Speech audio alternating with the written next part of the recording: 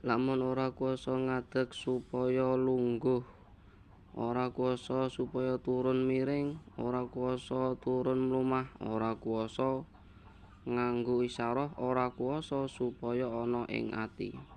Jika tidak mampu atau tidak mampu berdiri, maka dia duduk, sholatnya sambil duduk. Jika tidak mampu lagi untuk duduk, maka berbaring, tidur miring, berbaring ke samping.